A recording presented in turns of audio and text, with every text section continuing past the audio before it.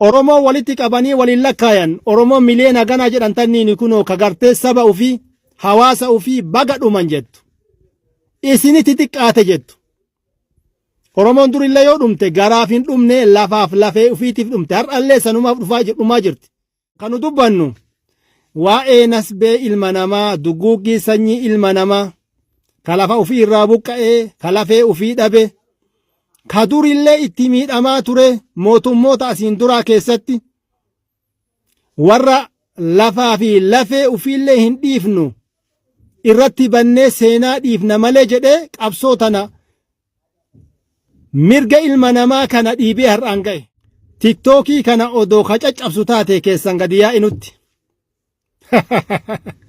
Kanu haasoynu waa'ee diinii rabbii namni maa dhuma dubartii maa salphatti ijoolleen maa salphatti biyya ofii irratti maa kadhatti manatti dachaasa. Waraanallee isintu harkaa qaba baankillee taankillee isintu harkaa qaba xayyaaraaf sayyaarallee isintu harkaa qaba qarqaarullee isaan miidhullee isintu harkaa qaba waqtiidhaaf garuu zalaalamii miti isinitti fakkaatte malee. Rahim Qur'aanni kun laabilaatoorii injeekshina muslimaati. Yoo inni irratti qara'amu warri budaan keessa jirtu kaansariin hawaasaa iyyee iyyisiisee lafatti gangalatee tiktookii kana odoo ka caccabsu taate keessan gadi yaa'inutti.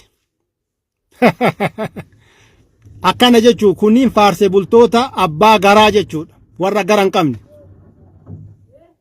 Achumatti dhaamnaa lama halalahu bakka hin qabu jechuudha. Nu ka dubbanne waa'ee zulmii hawaasa keenya irratti deemtuu waa'ee warra zaalima ka rabbiin abaare ka rasuulli rabbi abaare. Garuu majhuulli warri hadiisaaf qura'aanallee hin beeyne wanni inni asirraa wacuu fi fooloo barbaadu kanu dubbannu waa'ee nasbee ilma namaa duguuggii sanyii ilma namaa ka lafa ofii irraa buqqa'ee ka lafee ofii dhabe ka durillee itti miidhamaa ture mootummoota asiin duraa keessatti warra lafaa fi lafee ofiillee hin dhiifnu irratti bannee seenaa dhiifna malee jedhee qabsoo tana mirga ilma namaa kana dhiibee har'aan ga'e nu san dubbataan jirru amma. Waa'ee hisaabaa warra poolotikaatu beeka kanu haasoynu waa'ee diinii rabbii namni maa dhuma dubartii maa salphatti ijoolleen maa salphatti biyya ofii irratti maa kadhatti manatti dachaasa. Waraanallee isintu harkaa qaba baankillee taankillee isintu harkaa qaba xayyaaraaf sayyaarallee isintu harkaa qaba qarqaarullee isaan miidhullee isintu harkaa qaba waqtiidhaaf. Garuu zalaalamii miti isinitti fakkaatte malee hedduun namaa uf dhaaddanii uf faarsitanii tafriixanii hisaabaa baatan santu isiniin mala ummata arsii baga dhumtaan isinitti hanqatee jettan beekan keessanillee sheekni keessanillee qeeysiin keessanillee dhugaadha jedheetiniin isinii cal'isee isinii murteesse jechuudha. Namichi gartee waan jedhe moluu keessa adaa namni hamulaan dhayeet wayita duraan dibbee dhayan san moluu tiyya boruufuu si abdadhee jedhe. Oromoo walitti qabanii waliin lakkaayan Oromoo miliyoona ganaa jedhan tanniin kunoo kagartee saba ofii hawaasa ofii baga dhuman jettu. Isinitti xiqqaate jettu. Oromoon durillee yoo dhumte garaaf hin dhumne lafaaf lafee ofiitiif dhumte har'allee sanumaaf dhumaa jirti. Bilisummaa keessatti illee hawaasni keenya kasii koomandoo warra hangafaati kutaawwan biroo wajjiin warra garaaf bitamee miti warra diinan diintichaani hogganamee miti didaniit falmataniit harki itti cite harmi itti cite itti kolaafamanii seenaa san hawaasa as aanu kanaan gayan beekuu wanni qabdan. Kanaafi amma gochi keessanii fi jechi keessan akka gaala funyoon itti kennanii waluma duuka yaatawwama tokko jettan akka waan barreessanii isinitti kennanii nama kumaataman sanuu ganda tokkorra ka jijjiiramni keessa hin jirre haasawa keessatti illee adeemsa keessatti illee beekumsa keessatti illee hay wallaala. Namni yoo waan baratiin rakkinni isaa nama ajjeesu odoo argu inni ajjeefne jedha. Wanni ummanni Afriiqiyaa, ummanni Itoophiyaa keessattuu ummanni Oromoo zulmiin isaan keessa sabattee guddachuu dadhabanii yaratanii matama keessa galu gad wal nyaatan. Mootummaan isaan bulchuun qajeelu, hawaasni hin qajeelu, lafti qajeeltee midhaan hin baaftu, dagaagin hin argamu gadi deemsa malee kanaaf jechuudha. Zulmii odoo argan hin arginuu jedhan. Odoo namni du'u lakki gandi nagayaa misoome jedhan sheekaf beekalleen.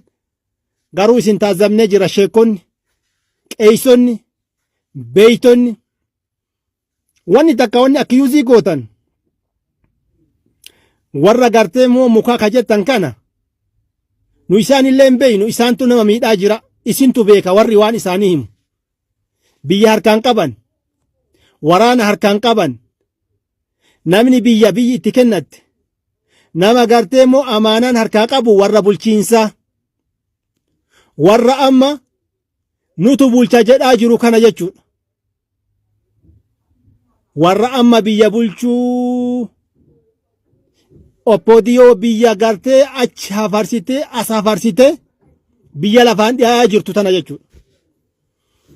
Kanaaf wallaaltonni kana yoo jedhan namni gartee quality, dignity, society, humanity of keessa hin qabne maal namni namaa valuun isaa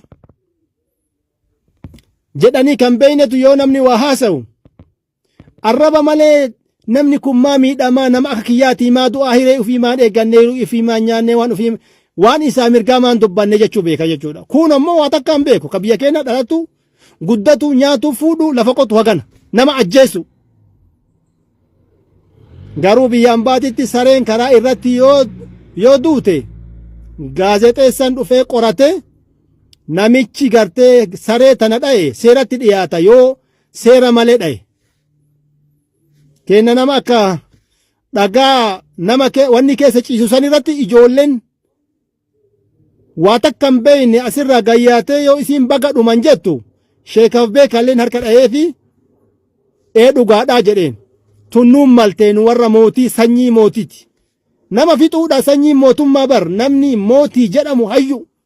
Nama biyya bulchu ka isa biratti hattan yoo danda'ame mixiilleen hin duune malee nama nyaatu miti.